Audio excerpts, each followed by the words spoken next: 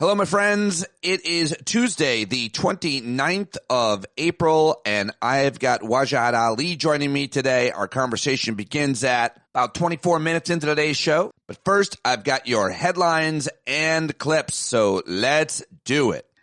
Stand up. All right, we are off, and thank you to everybody who joined me at the Monday night subscriber hangout. We had a great time, spent over 2 hours connecting, chatting, commiserating, laughing, and more. Anybody who wants to watch it, relive it, or listen to it, you can get the link in today's show email. So check that out. Again, thanks for joining us. I hope to see you on Thursday night. I do 2 of these a week, and they are always rejuvenating, inspiring, and restoring. So please check out our hangouts. Let's see. Well, big day yesterday for the Canadians where Mark Carney and the Liberal Party won. That's right. Trump's chaotic threats actually helped win the prime minister seat for Mark Carney in the Canadian election, but only just barely, apparently. A stunning comeback for Mark Carney and Canadian Liberals to win their federal elections yesterday. Mark Carney vowed that Trump will never break us after his historic election win. A lot more to say about that tomorrow, but that was one of the big headlines yesterday, or late last night, I should say. A major power outage hit Spain and Portugal, affecting tens of millions of people. Schools and businesses closed, trains came to a halt, and lines formed outside of ATMs. People had to be rescued off elevators. Blackout hit critical infrastructure like airports and caused transportation disruptions around the two countries. The cause of the outage is still unclear. As of Tuesday morning, though, several officials say there were no signs of foul play. All the power has since been restored in France, but that was a huge story yesterday, obviously. I can't imagine what would happen to us if the power went out for that long. But it would not be good. There would be some problems. All right, what else do I have for you? Big news yesterday. For the second time in a week, Russia vowed to temporarily halt its actions on Ukraine. This time, the Kremlin said Vladimir Putin ordered a 3-day ceasefire starting on May 8th in an apparent attempt to placate Donald Trump. I mean, well, it's not until a week from now, apparently. Marco Rubio, the Secretary of State, yesterday said the U.S. would decide this week whether to continue pursuing a settlement. Ukrainian officials responded with skepticism. Why wait until May 8th, according to the foreign minister on social media? Ukraine is ready to support a lasting, durable, and full ceasefire right now, he said. And in a related story, an unexpected concession, North Korea confirmed for the first time Monday that its troops were fighting alongside Russia in its war against Ukraine, saying they helped Moscow take back control of Ukraine's controlled Kursk region. So the violence and chaos and drama continues there. And what role does the U.S. have at all, if any, anymore? We'll find out within days, I guess. Remember all those concerns about the supply chain? Well, they're back. We talked about it at last night's hangout, but despite signs of a thaw earlier this week, Washington and Beijing are now locked in a standoff on tariffs, and global supply chains are feeling the pressure. Disruption from tariffs is occurring at multiple points in commercial supply lines, from factory floors to East Asia, through the shipping and transportation industry at U.S. ports of entry and by U.S. retailers who are warning of empty shelves. And we talked about that last night. I think we're within a month of empty shelves at stores all across this country. And what kind of reaction will that create with Americans? I talked about last night that those who aren't paying attention are going to start paying attention. That is my one prediction. I thought this was an interesting story yesterday. Leaders of some of the nation's most prestigious universities have assembled a private collective to counter the Trump administration's attacks on research funding and academic independence across higher education. The informal group currently includes about 10 schools, including Ivies and leading private research in universities, mostly in blue states. We'll see what happens there. That's an ongoing story, of course. The conclave is going to begin next week. The next pope will be elected at a conclave. It's scheduled to begin May 7th. The Vatican announced yesterday it leaves the 130 or so voting cardinals with just over a week to discuss, campaign, and get to know the potential contenders, though most will act as though no politicking is involved. In the meantime, many Catholics are mourning the death of Pope Francis, who was buried this weekend. Congressman Gerald Connolly yesterday announced he would retire and relinquish his position as the top Democrat on the House Oversight Committee. And it's could have seen that coming 3 months ago when he was elected to be the oversight chairman. Really terrible. Sad news for him, of course, obviously, and his family. Sorry to hear that. Nothing personal, but what a dumb thing to have done to Alexandria Ocasio-Cortez and the rest of the Democratic caucus. Now we'll see what happens with his chairmanship. At the Supreme Court, the justices appeared skeptical yesterday of a school district's argument that students with disabilities must prove their school acted in bad faith in order to prove discrimination. Talk with Siegel soon about that story. In South Asia, since the terrorist attack in Kashmir last week, border crossings have been closed, and India has indicated it's preparing a military strike against Pakistan, so we'll closely watch that conflict as it heats back up. And in Albuquerque, apparently they got a crime problem so bad that the Democratic governor wants to call in the National Guard. That is a crazy story. And yesterday, Trump signed 2 executive orders intended to ramp up his immigration crackdown, including one targeting sanctuary cities. We'll see what happens with that. Those are the headlines that I've gathered for you today. And now it's time to get to the clips, the clip show. Well, the governor of Illinois went to New Hampshire, stoking talk of a potential presidential run, and he called for mass protests during this speech in New Hampshire on Sunday. A lot of people are talking about it. I wanted to share it with you as the first clip here is J.B. Pritzker in New Hampshire. Never before in my life have I called for mass protests, for mobilization, for disruption, but I am now.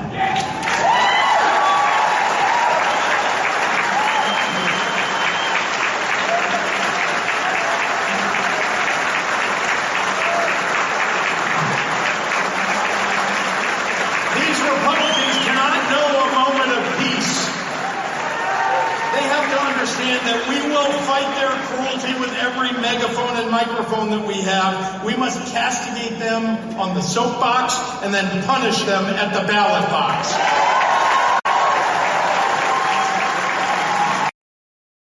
Yeah, wow. That is a pretty big deal, I think. J.B. Pritzker calling for mass protests during this speech. He declared Trump has elevated an affront to every value this country was founded upon. So pretty big deal from J.B. Pritzker yesterday in New Hampshire.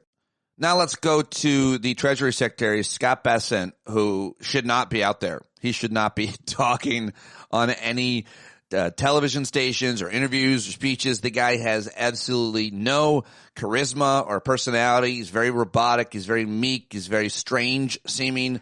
But there he is on CNBC, not doing a great job with Trump supporting Joe Kernan as the anchor. Listen to this. Would you just take a complete decoupling with China off the table right now? Since we know global trade has benefited the globe. We don't want zero global trade. But doesn't this indicate what's at stake here? Well, Joe, I think this makes my point that the Chinese, they are exempting all these goods, tells me that they want a de-escalation. And what we haven't done is escalate by embargoing those goods or putting a trade ban on those goods, which we could, if we needed to gain more leverage. We haven't done it. They've actually given us a list of what comes from the U.S. that is valuable to them. And, I can tell you, I do have an escalation ladder in my back pocket, and we're very anxious not to have to use it. Oh, wow. He got a little bit, his ire got a little bit up there. He's got an escalation ladder in his pocket. Is that an escalation ladder in your pocket, or are you just happy to see me? You fucking weirdo. Here's more. Yesterday, and he said that he thinks we're weeks away from starting to see the effects of this actually show up, whether it be in prices or, I guess to some extent you could suggest in shortages of certain items. Where do you think we stand just in terms of how long it will be before Americans really start to feel this? Becky, I can't tell you what various retailers have done in terms of stockpiling, in terms of substitution, in terms of elasticities. I didn't see Gary's interview. Oh, you can't tell anybody? Well, I could tell you. Everybody can tell you because the ports are empty. Anybody who pays any attention to that knows it's coming way sooner than later, and we all need to prepare ourselves and work together to support each other through it. As a result, a whole bunch of states are suing the president, including Arizona. Here is the Arizona Attorney General. Her name is Chris Mays. The president is using emergency powers here, saying that, I guess, the current state of trade represents an unusual and extraordinary threat. Why do you disagree? Because it's not. Because there's no evidence that Great Britain poses an extraordinary threat to the United States. No evidence that Switzerland or any of these other countries that are being impacted by the IEEPA tariffs are an extraordinary threat to our country. And I would add the fundamental, argument that we're making, David, here is that IEEPA itself does not allow the president to levy these tariffs/taxes. Nowhere in IEEPA does it even mention the word tariffs. So we're contending that all of these tariffs that have been levied are illegal, and we're going to continue to stand up for the people of our states and protect our states against the terrible impact.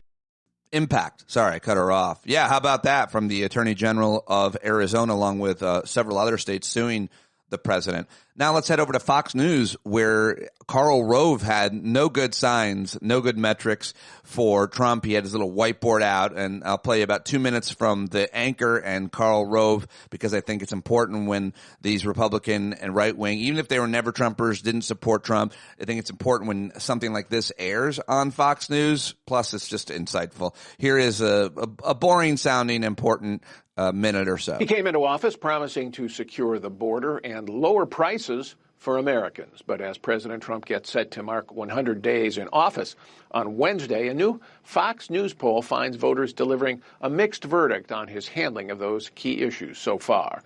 The president getting his best marks on border security, with 55% approving of the job he's doing. But when it comes to the economy, a mere 38% approve of his performance, and just 33% approve of his handling of inflation and tariffs. For more, I'm joined by Fox News contributor Karl Rove. He served as a senior advisor to President George W. Bush. So welcome, Karl. What are the numbers, the polls telling us about President Trump's standing after 100 days? Well, he's off to a good start only on one issue, and that is border security, where his approval rating is 11 points ahead of his overall approval rating. He gets reasonably good marks on immigration and handling of deportations, but even those he's upside down on. But you're right, Paul, when it gets to the economy, he is in very bad shape.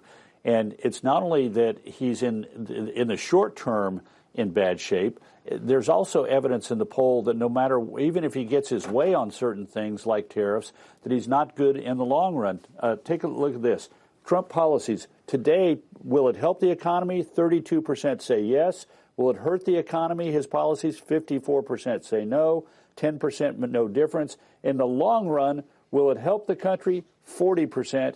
In the long run, will it hurt the country? 51%. So there's some very deep-seated skepticism among ordinary Americans about the effect of the economy, the president's economic policies, both in the short run and the long run. Well, there you go, Karl Rove and Fox News polling. Not looking good for Trump right now. Let's head to Hakeem Jeffries, who was at a press conference yesterday for Democrats in the House. He is the leader, of course, of the Democrats. Here he is. Healthcare is under assault by Donald Trump, Elon Musk, the administration, and rubber stamp Republicans in the House and in the Senate. These people, these extremists, they want to take health care away from the American people.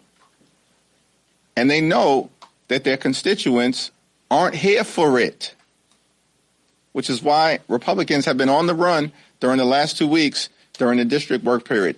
Democrats are leaning in to town hall meetings all across America.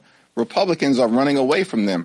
But now there's a moment of accountability. And in terms of this FMAP proposal, it's all part of the same scheme. They want to end Medicaid as we know it. They're going to hurt children, hurt families, hurt seniors, hurt people with disabilities, close hospitals, shut down nursing homes, and people will die. This is a matter of life and death at this moment, which is why it's all hands on deck. And we're going to continue to show up, stand up, and speak up in a variety of ways, inside the Capitol, outside the Capitol, on the Capitol steps, in Democratic districts, in Republican districts, and throughout America. Dude loves saying it's all hands on deck, but I feel like it's getting, I don't know, maybe just a different phrase. But there's Hakeem Jeffries. And now let's head over to one of our favorite shows. It's The Majority Report with Sam Cedar, Emma Vigland, and they had a special guest. Our friend Elie Mystal was on, and he was on fire. As always, I wanted to share a little bit of that with you. Will join some like horrible Republican idea, then 5-10 years later be like, oh my God, how could we be so stupid? And yet the law remains, and yet they don't organize around getting rid of the law. So again, I'm writing this assuming that Biden is going to be the candidate. This then becomes a blueprint for what we should be agitating for and organizing around as we head into the next free and fair election, whenever that is. I'm not sure that that's 2028, but if we ever had an opportunity again, these are the kinds of things that we should smash. There does not seem to be an apparatus, certainly on the left. There's no sort of like concerted movement expression of these things. It's one of the classic problems with liberals and leftists. We don't have buy-in from all of the constituent parts, right? Like one of the things that I keep trying to get people to understand about Republicans is that one of the reasons they seem to be able to move so aggressively and so in concert is that they're all the same guy, right? They're all the same socioeconomic guy, fundamentally, right? And so the Republican who really cares about guns is also the Republican who really cares about Jesus, who also is a Republican who really cares about tax cuts. They're fishing from the same pool. And so it's relatively easy to get all of them within a margin of error on the same track towards the same goals. As much as I think Trump's style and proclamations are uniquely dangerous to the idea of American democracy, his policies, like the differences between Trump's policies and Mitt Romney's policies and John McCain's policies and George W. Bush's policies, it's not that much. They're within a center mass of each other. The Democrats will join some like horrible Republican idea, then 5-10 years later be like, oh my God, how could we be so stupid? And yet the law remains, and yet they don't organize around getting rid of the law. So again, I'm writing this assuming that Biden is going to be the candidate. This then becomes a blueprint for what we should be agitating for and organizing around as we head into the next free and fair election, whenever that is. I'm not sure that that's 2028, but if we ever had an opportunity again, these are the kinds of things that we should smash. Yeah, that is the Project 2029. I think that's the name of the article that Elie Mystal wrote. I'll have to get him on soon. It's been way too long. And now let's get to some jokes, some comedy before we get to my conversation with Waj. Let's head over to ABC News. It's ABC, not ABC News. It's Jimmy Kimmel Live. President Trump flew to Rome to pay his respects and also to see if he could get a deal on the Pope Mobile to drive around his golf course. For whatever reason, even though the Vatican dress code specifically recommended a dark suit for the service, Trump showed up in his bluest blue suit, something from the Cedric the Entertainer funeral collection. Fox News, you may remember, had a collective aneurysm when President Obama wore a tan suit to a press briefing. Man, oh man, if Obama wore in a blue suit to the Pope's funeral, Sean Hannity's head would explode inside Trump's ass. The fact that he was the only person not wearing a dark suit did not go unnoticed. So the White House press secretary pushed back. She said the president looked great and presidential alongside our stunning first lady, who was, as usual, dressed perfectly for the occasion. And she's right about Melania. I don't know about stunning, but she definitely looks stunned. Show them together, because this is the happiest I've ever seen these two together. It's like they're on their second honeymoon or something. And then the president either went deep in prayer or deep asleep. I don't know. Meanwhile, our former president, Joe Biden, was there, too, and he was chatting people up like he was a greeter at Walmart. He was all over everything. Trump and Biden did not cross paths at the funeral. Trump did not give Biden a ride on Air Force One, as is tradition. When presidents attend the same event, they often travel together, not these two. Biden was like, you know what, I'll get on a Spirit Airlines over there. Shortly before the funeral, Trump took a moment to meet with President Zelensky of Ukraine. They had a private meeting in the least private spot imaginable. This reminds me of I don't know if you remember, a very similar meeting that took place long ago in a galaxy far, far away. Picture of Han Solo meeting with Jabba the Hutt. This was the first time Zelensky and Jabba the Pizza Hut have met since the setup in the Oval Office back in February. This time they both violated the dress code. Saturday also happened to be Melania's birthday, which was a subject of discussion on the way to Italy with the press pool on Air Force One.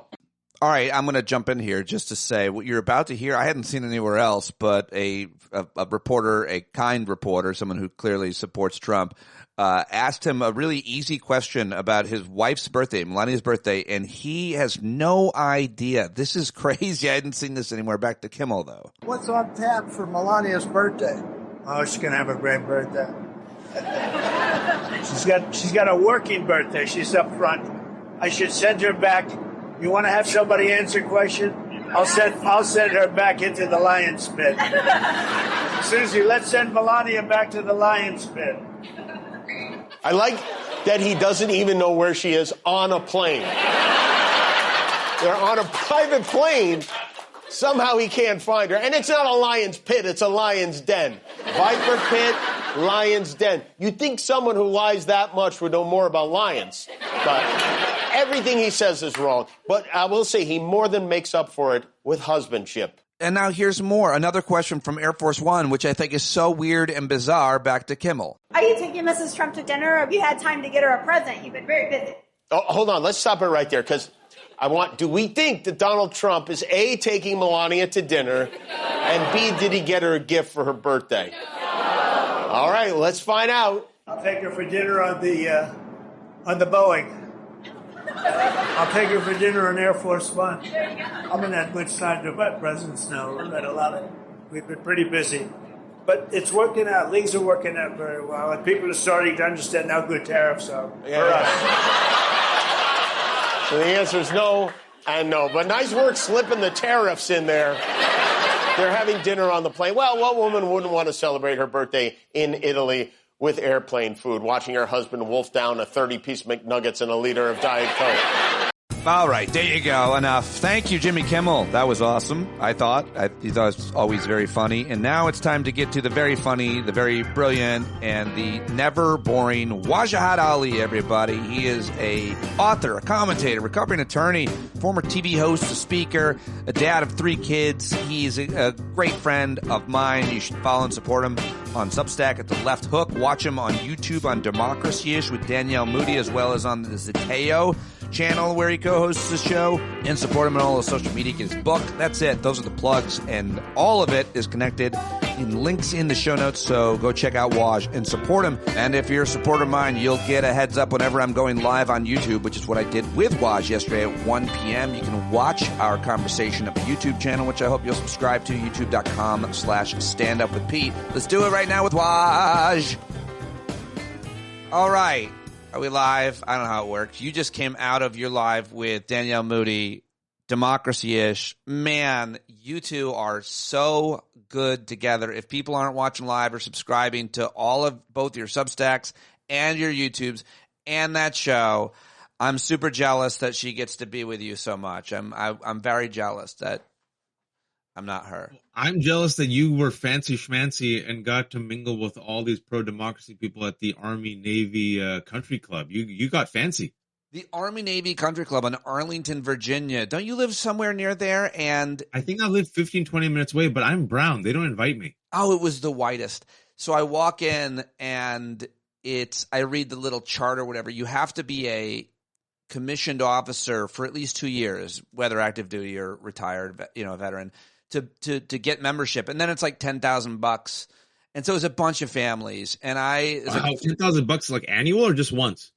I don't know if it's like for the individual or for the whole family. I don't know. I would never do such a thing. I would never pay to be in a club. I mean, listen, I get it.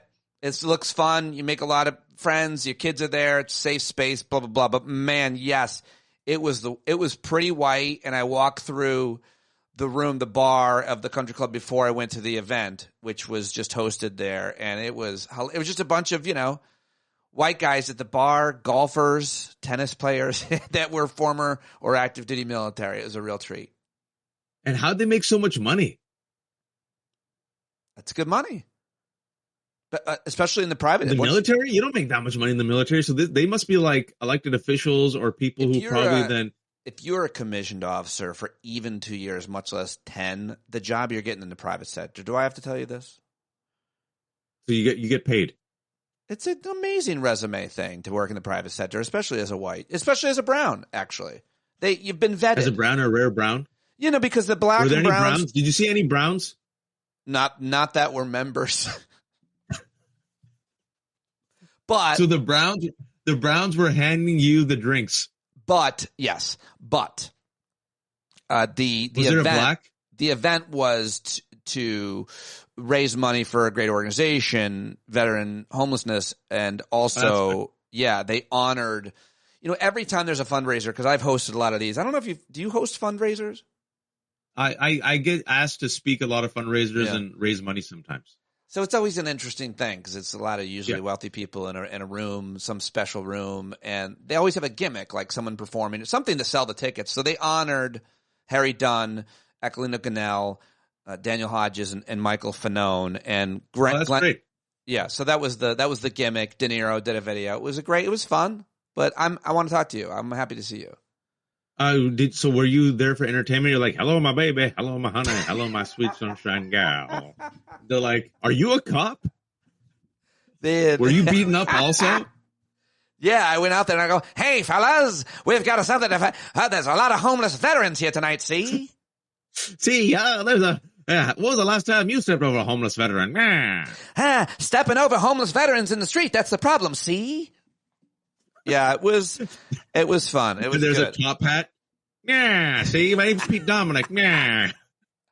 It was fun to be. It was fun to be amongst the balds. Kirshner and I are the white balds, and then you had Harry Dunn, who's a black bald, and then you had Aquilino Ganell, who's a brown bald. And there's a picture. But Fanone's got hair. Who? No, Fanone's got some hair. Oh, Fanone, yeah, but he was not in the band. He was there. That guy's fascinating. I hung out with him a lot. He has got some stories to tell that he could not share on the air. Man, that dude. I could tell the man has stories. And Kirshner's a good guy. I like Kirshner. The greatest. Do you know him well? Is one of his arms bigger than your entire body? It's unbelievable. He posted a picture of him flexing recently. I got to find it. His arm is he's a big boy and a great guy. I love him. He's been real good to me, and I like to think I've treated him well as well. We have a good friendship, like you and I. But it's good to know that the Army, Navy veterans actually went out of their way to honor these people who have been so vilified and demonized by MAGA for simply doing their job. Because those guys, they risked their lives on that January 6th. And you remember, like, Laura Ingraham called them crisis actors? And, they just, a lot of Republicans refused to even honor them. So I'm glad they got these veterans to actually give them some love. Last night I went to the Mike Lawler town hall. Oh, you did? What happened? Was it juicy? 600 people booing him. Oh. As a comic, it was just, from my perspective, as a live performer on stage, that many people just boo. Can you imagine? You speak all over the place on stage. Can you imagine having that many people just rain discouragement and disapproval and screaming awful things at you? I mean, people were screaming. I mean, was he rattled by it, or did he use it as a performance to show that he's pissing off the libs? The latter, and he was very scolding and condescending. Yeah, there you go. He also wasn't there to listen. He was also on stage in front of a picture of him. Which I thought. So it was like double booing. I just thought it was so immodest. It was like, even like only a comedian would have their name or a band like the giant behind them or on the drum head or something. But it looked so bad. It's just him and then him with that awful Just for Men beard. But people booed him. What do you think of the town hall reaction and the reaction overall? The backlash seems to be very real in the streets. Governor Pritzker of Illinois, you guys just played it on your live show, calling for general strikes. We're there, buddy. We're here. I think so. Look, anyone who fights, we've been saying this on your show for a while now, probably years, is Democrats need fighters. And this old guard, I'm not using old as pejorative, referring to age. I'm talking about just mindset. The old guard mindset which says, oh, civility, pat them on the back, play along, the Schumers of the world, right? And I would even say, I don't think even Jeffries is part of this new crowd. I'm not that beholden with him.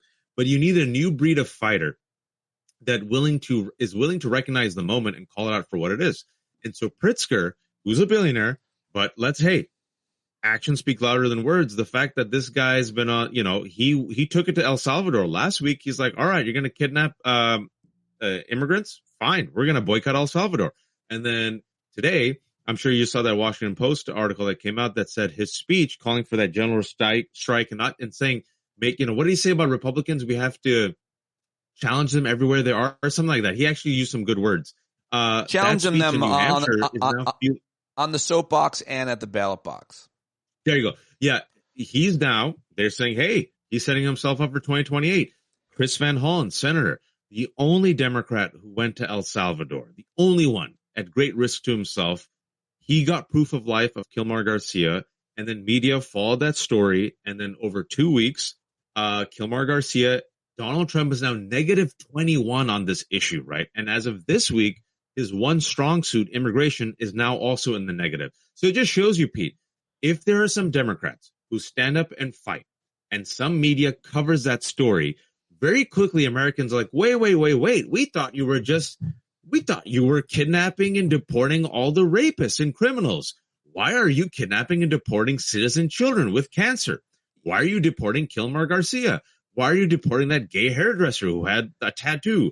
Why are you deporting, pro-Palestinian students for simply writing an op-ed? Like most Americans, once they really see what's happening, you see within 100 days of the Trump administration, this dude's underwater across the board. So I think any fighter who's performatively I don't know politicians, man. I don't know what's in their heart. Who cares? They're just tools, right? Anyone who's willing to respond in the moment with a fight, like an AOC, a Bernie, a Van Hollen, a Markey, a Pritzker, fine by me, man. I'll take a white billionaire as long as he's willing to fight. Absolutely. I've always said that. Yeah.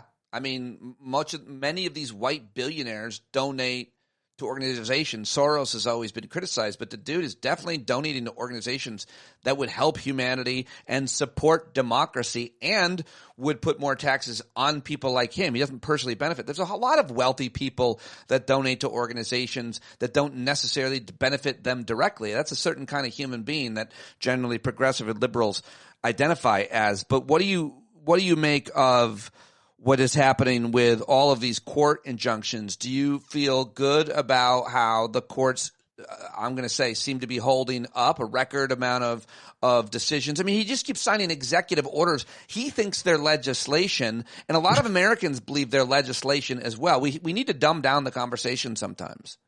Absolutely. That's a really good point. You need to literally say executive orders aren't the law. Just because he signed something, we have a system of government checks and balances. It has to go through Congress, right? I think it's literally, you have to just spell it out just like that again and again and again through repetition. What I think, look, at the end of the day, it reminds me of that famous quote attributed to Andrew Jackson, all right, the judge has made his decision, let's see him enforce it. Clearly, the Trump administration does not give a shit about the rule of law, accountability, separation of powers. However, again, looking at the polls, another huge double-digit loss for him is him defying the Supreme Court. So most Americans, Pete, are like, whoa, if the Supreme Court is telling you to slow down and you're defying it, that ain't bueno. So the fact that he's defied the Supreme Court, especially when it comes to the Alien Enemies Act, and the fact that he keeps defying these court orders, but the fact that they're mounting up, it always reminds me of throwing sand in the gears. That's why you need resistance, right? Just throw enough sand in the gears, overwhelm them, confuse them, right? Make them sloppy. So instead of them going 800 miles per hour, now they're going 8 miles per hour. Obviously, it sucks, but this is how you build up a resistance. Slow them down until you can stop them. So I do think the fact that you're seeing these judges stand up, right? Hope is contagious, but so is courage. And as more and more people stand up and they're like, oh, the water is warm here. Van Hollen stood up, got love. Pritzker standing up, all of a sudden Washington Post the next day saying he might run for president. Now I think you're going to see some useless you're going to see a separation. You have the Slotkins, right? So yeah. Over the weekend, you have Elise Slotkin, the senator, ex-CIA, senator from Michigan, white woman, who was given the task of responding to Trump's, that wasn't really State of the Union, whatever that was, right? A couple months ago. Safe space, He blah, gave blah, the blah. most But man, yeah. bland, milquetoast vanilla response. No one remembers anything. Yeah. And then over the weekend, she came up with her war plan. And her war plan, folks, was, we have to stop being weak and woke. I'm quoting her exactly. And she said, we can't use the words like oligarchy. Americans are too dumb to understand. And meanwhile, Bernie and AOC are like, have you seen our rallies? And then she's like, she starts swearing just to prove that she's tough. And what they don't realize is when you use words like, we have to stop being weak and woke, you are literally using bad faith Republican talking points. Absolutely. It's outrageous. To attack your own base. Attack their own base. Who needs Democrats like that, Pete? Well, Dick Durbin's retiring. So is Jerry Connolly, whose cancer returned. Is he really? His cancer returned, and he tweeted today that it's time for him to end his public service. Oh, that's huge. I did not see that. Yeah. Jerry, look, I'll give you an example. Good job, Jerry Connolly, on making that decision. Hopefully he heals. But why are we even in the position of Jerry Connolly having this role? Like, literally, it was AOC versus Jerry Connolly a couple of months ago, and DNC, who did they vote for? Jerry Connolly, who, by the way, had cancer at the age of 73. And then Don Byers, who's a representative here in Virginia, said he's a young 73-year-old. We're like, what the F are you talking about? And Jerry Connolly has 4,000 people on Instagram. Friggin' AOC has 1 million. Jerry Connolly, to this day, still has not figured out how to use Zoom. And this is the person that Democrats decided, you know what? We want to entrust our future during the rise of fascism with Jerry Connolly instead of AOC. And they gave Debbie Dingell the head of the communications chair instead of Jasmine Crockett. They're learning the hard way, which is why Democrats had the favorability rating of 29%, the lowest ever since they started charting it. I think, look, this reminds me, I was talking to someone yesterday. You and I are old enough. We have the gray hairs. Remember the purge of the Republican Party during the ascent of Tea Party? Eric Cantor was supposed to be the future of the party. Yep. And then the Tea Party came and Eric Cantor was supposed to easily win. I think it was what was the guy's name who came into Bratt. His name was Bratt. David Bratt, the nutty Tea Party guy. Yep. I think we're seeing the culling and purging of the Democratic Party in real time. I like what you're saying, the comparison. I hope that is true. I think it's such a diverse party and movement that it's hard to compare, but I do think that's a fair analogy for a lot of reasons, but that you've already talked about, Pritzker's attitude and the things that he's calling for, and just the olds, and what we just lived through with Biden and so on. I got to ask you this real quick. I wanted to go to your Substack and ask you about a couple of those things, but I see that you're sharing now a few times on Blue Sky and probably elsewhere where you post. So you must think it's important. This piece by Ben Smith at Semaphore, it's titled "The Group Chats That Changed America," a loose private network on Signal and WhatsApp helped usher in the new alliance between Silicon Valley and Trump's new right. I know that you interviewed Gil Duran, as I did. I know that you're in tune with the tech billionaires and the dark, what's it called, the dark enlightenment and all that crazy Curtis Yarvin ideology and how they never thought they would have so much influence, but now they do. What is this article and why are you sharing it so much? So, what's common to us isn't common to everyone else. People don't connect the dots. And because I've spent so many years, like you, like a masochist, following the right-wing ecosystem and how they create and mainstream and message nonsense, anti-Sharia panic, invasion panic, trans panic, right? It's the same formula. You understand the players and how it's connected. The money, and how the money goes to certain influencers who create the talking points, and how it goes to the grassroots and spreads through churches, and then how it goes through international and national media, through the media network and social media, and how it ends up in the mouths of politicians. And so that ecosystem is deeply incestuous, very small, very well funded. And what Semaphore did in this article is they have reporting on the Signal group, and you can't make this shit up. All these players are in the same Signal group. It is overwhelmingly, not exclusively, because I know Cuban's in there and he does some dissonance, but most of them slowly but surely are part of this right-wing echo chamber where they, it's like a closed loop. And the people there, folks, the reason why you should care about it are billionaires and right-wing influencers. A few group of people who start influencing each other and their worldviews, the Curtis Yarvins, the Broligarchy, the right-wing, right? We're talking about like sociopaths and fascists who truly believe in like eugenics, racism, transhumanism, who believe that like, their way of the world is the right way of the world, who are funding people who are like, literally one step away from and or within the Trump administration. So the fact that these people are now exposed and now people see them and hear about them and know their ideology, they're like, oh, we're up against this, the 1%. It's like the Legion of Doom. And I feel like the more and more like Gil and others talk about the nerd right, the Broligarchy, Elon Musk, Peter Thiel, who are these people? What's their end game?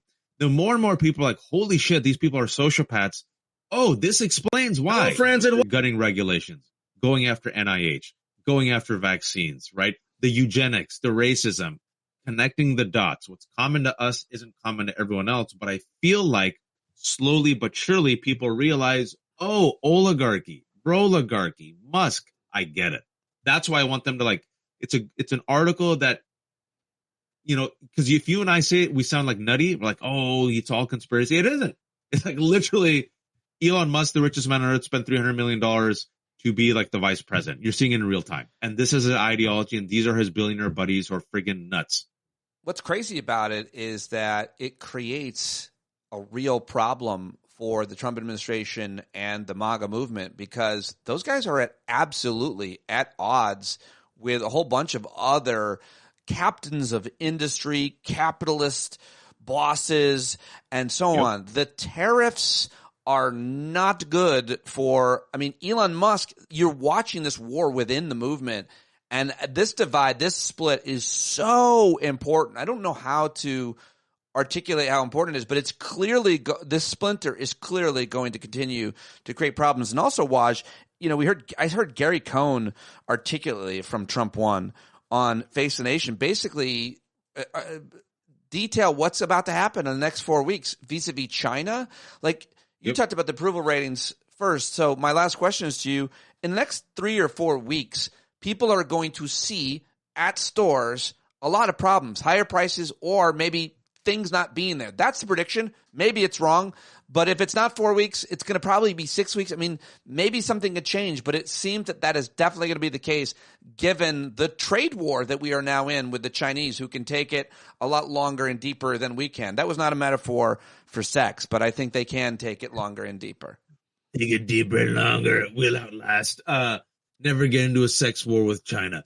You said a lot of stuff there, but like speaking about it, it's not just like, the people who are warning Donald Trump that the shelves will be empty are the CEOs of Target and Walmart. As of last week, they apparently had an off-the-record meeting telling Donald Trump that his trade war is going to lead to literally empty shelves, right? And you mentioned a very important point, how in this ecosystem of MAGA, they might be united around a lot of core issues, but not all of them are white Christian nationalists. Some of them have a white Christian nationalist agenda. Some of them, like Stephen Miller, have a pure racist agenda. Some of them have a broligarchy agenda, right? So they're at odds at each other, and you could see it now being exposed, right? A little bit more and more and more. You're seeing them come to like loggerheads. You're seeing like people within MAGA and the Trump administration turn against Elon Musk, saying he's like the most annoying person. You're seeing a disapproval of Elon Musk 2-1, right? You're seeing Donald Trump say, oh, America first, but then seems to be like, other people are like, no, we invade Canada and Greenland and Israel. We let Israel do what they want. And then you're seeing some people say, hey, I thought you were going to help the common man. How does firing hundreds of thousands of federal employees do that? Why are you going after my Social Security? So I think it's our job to quote Ken Watanabe's character from Godzilla, let them fight. Like, we have to tease this out and let them fight, because Howard Lutnick, the billionaire, ain't Main Street or the Rust Belt Trump voter, right? Yeah, have you heard him? He sounds like a sociopath whenever he talks about, like, we're going to replace them with AI. And if my mother misses her Social Security check, she won't complain, They right? all sound... This is the Trump administration. It's all billionaires and millionaires, right? Which is completely removed from the base. And then the base itself is divided along people who are, some of them are racist, some of them just voted for him because they want the price of eggs to go down, and some of them want white Christian nationalism. So I think it's all coming to a head. And I was talking to some people over the weekend, At the end of the day, in America, what trumps all other colors? The color green. At the end of the day, you can bullshit people about trans panic and invasion and Haitians and Muslims. But at the end of the day, they know what's in their wallet and their bank account, Pete. Yeah. And if they can't pay for shit, at the end of the day, you can bullshit them all you want. But they know they can't pay for shit and they feel that pain. And that's what really stings and sticks with them in the end. And I think we're only 3 months in. The damage is done. And yeah, man, I mean, maybe, do you think Americans will learn through pain? I don't know. Oh, for sure. Pain's coming. For sure, because we cannot take pain. Most of us can't. Most of us have had a pretty good ride. We got pretty comfortable with certain expectations that certain things are going to be there and certain things are going to be on time and the check's going to come in and the money's going to be there and the job's going to be there and my investment portfolio is going to continue to grow. Hell yeah, Americans are going to care. Absolutely. JB Clean Pritzker, water, electricity, roads, airplanes that land. I appreciate Cory Booker and Pritzker and AOC and Bernie Sanders doing what they're doing. It's important. But in a few weeks, I'm predicting a month that we're not going to need anybody to call everybody out into the street. Like people that are paying no attention. Dudes, gamers that haven't showered or left their console but to eat shitty food are going to be in the streets because their internet connection is going to be jittery, whatever. Yeah, I think it's and the new Switch is going to cost like $8,000. Porn won't be accessible. I can't get my I'm porn. serious, I'm man. out Like, of here. you know, a lot of the technology, right? Like it's going to be crazy ass expensive. China knows how to flex, man. Like people are going to go to Target and be like, that shit's expensive. You know, some people were painting potatoes during Easter because eggs were too expensive. That's what's happening in America in 2025. Some people were painting potatoes for their kids because eggs were too expensive. That's hilarious. April. You've been live for a while. I think you got to go. But I just, if you have one more minute, I was just going to ask you to react to Marco Rubio's question. Yesterday, Rubio was asked about Canada and the Trump administration. Did you see that clip? No, tell me. Well, the bottom line is today's Canadian election. You could speak obviously to that. Trump basically brought those people together for the first time in a generation. Those people, the Canadian electorate. And yesterday on, I think it was Meet the Press, Kirsten Welker basically asked Rubio if Trump's made any moves to make Canada the 51st state. You heard maybe Trump's comments this morning about the election. And anyway, Marco Rubio had to defend Trump's kind of all this Canada shit, annexation. And I just went crazy on the podcast. It's hard to react when you're recording a podcast. And I don't want to be like seem contrived, like I'm overreacting, but it was authentic. I just couldn't believe Marco Rubio was defending Trump's wanting to annex Canada. Like 2 years ago, Rubio hated Trump, and the idea of this is so crazy. This Canada thing is so crazy, and I just wanted to get you to tell me how crazy you think it is. Rubio says Canada would be better off. Yeah. So underreported story a couple of weeks ago, but CNN did report this, is Putin in a speech that wasn't translated. It was only CNN that picked it up. I don't know why. It should be more accessible and people should talk about it. Putin openly said in Russia, we, as in Russia, get Poland and Ukraine, and Trump gets Greenland and Canada. I didn't hear that. So they have made a pact with themselves that this is how they'll divide it up. And Marco Rubio is literally Reek from Game of Thrones. He is a Reek, a son of Cuban immigrants who used to be the greatest, antagonist of Donald Trump in 2015, who warned America about how terrible he is, who's now come around and lives in the recesses of Donald Trump's asshole, willingly eating his shit. This is little Marco Rubio. This is what he's become. Look at what they make you give, to quote Born Identity, right? He's not a stupid person. I disagree with him, but he's a smart guy. He knows this is disastrous, and he has hitched his ride in a Faustian bargain all the way up and all the way down with Donald Trump. He knows better. He's not dumb. And he has decided, yep, I'm going to hitch a ride to Donald Trump, who's getting rid of Cubans and getting rid of Latinos, and I'm Cuban and my family's Cuban, but I don't care because this is how I stay relevant and how I have power. Yeah. Marco Rubio wins the Reek of the Year award. And speaking about Canada, fascinating. The Trump effect. Within 3 months, speaking about fighters, the Liberal Party, or what is, considered the liberal movement in Canada, was left for dead. These conservatives were supposed to just do a slam dunk. Carney comes and he's talking about Carney, let's see if he wins. I don't know. But Carney's like, I'm made for this moment. I'm good for crisis. We need a wartime crisis, leader. And the liberals now are neck and neck with conservatives because the liberals are standing up to Trump. So literally, Trump has resuscitated the liberal movement in Canada that was supposed to get knocked out. That's wild. In 3 months. Well, that's what you get for saying we're going to make you a state. What? You got Mike Myers, of all people, saying elbows up. Mike Myers, who's like the least political person on earth. Remember, we're old enough to remember that 2005 Hurricane Katrina fundraiser. They paired up Mike Myers with Kanye West. Remember that? There was all these celebrities. For those who don't realize, there was all these celebrities. A couple of hours. Everyone was raising funds. They paired them all up. Mike Myers was paired up with Kanye West. They were supposed to just read some lines. And Kanye West goes, and George W. Bush hates black people. And Mike Myers just stares at him. And it cuts to black. That Mike Myers is now like, elbows up, fight. And now Kanye is a Nazi.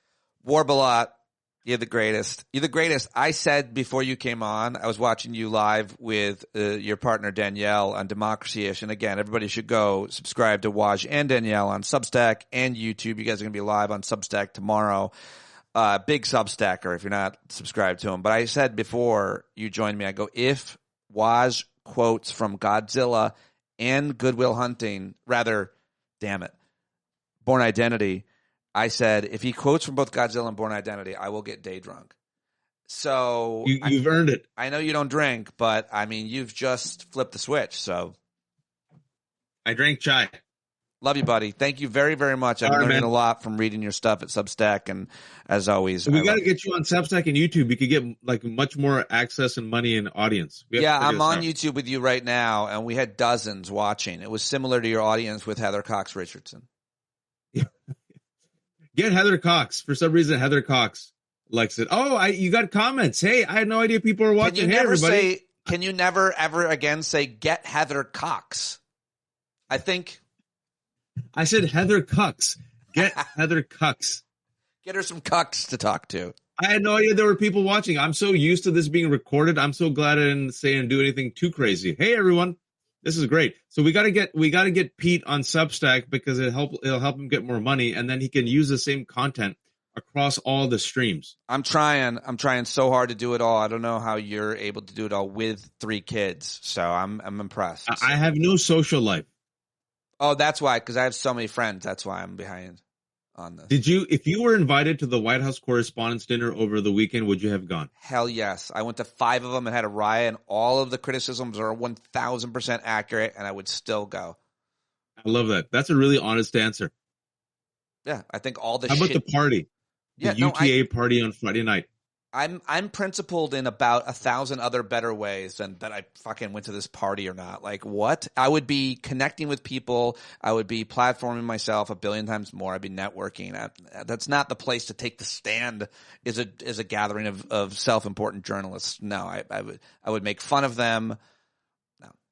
See, that's good. Me and DAnielle were the opposite, but I see what you're saying too. That's fine. I'm pragmatic about such things. I went to I got to let you go. You probably haven't peed in hours. Thank you very, very much for joining me live. I'll talk to you soon, buddy. Give Pete, become super chatters. Those are on YouTube. Subscribe to his show, like it, ring the bell, share it. I know that sounds silly, but that's how the algorithm grows. And the more and more you share and like the videos and subscribe to Pete, the more the elves in the algorithm, not just elves, they're probably just brown people like me, doing all the work. Well, your thing is, by the way, like everybody wants to do a show with you. You're like DAnielle and Francesca. What's her name? Francesca. She's great over at Zeteo. Like everybody's doing a show with you. It's a smart thing to do is hook up with you too. Everybody's using you. No, they're just desperate, I think. Everybody's like, using you for your brilliance. They're all, I mean, it's a good thing to use. This guy will do free stuff because he's an idiot. And I'm like, yay. We have to do our own show. If we just find time, we have to get you on Substack and increase your YouTube. How many subscribers do you have right now? I appreciate it. I got on this? Yeah. 3,000 subscribers on YouTube. Oh, that's not bad at all. That's good. I don't know how anybody does it, but I get the best guests, so I should get, and I do it every day. So no, it's good. And you just started recently on YouTube, right? Yeah, ish. I mean, I've always been there, but I never did anything. I just put the show there. Yeah, you never did anything. You just promote it. You'll get it. You'll get more. All right. I appreciate your advice and your guidance as always, my friend. I'll talk to you soon. Thank you. Later, everyone. There he goes. There goes Waj. He's out. And so am I, everybody. That's it. That's my conversation with Wajahat Ali. That is today's episode of Stand Up. I cannot do it without your support. Thank you so much, especially you bumblebees who listened all the way to the end. You are the very best. John Carroll has a new album. Have I mentioned it? johncarroll.org. Go buy it right now. Support him. And thank you for supporting me. I'll try to support you however we can through our community. And we will talk to you right here tomorrow and anytime on the Discord platform.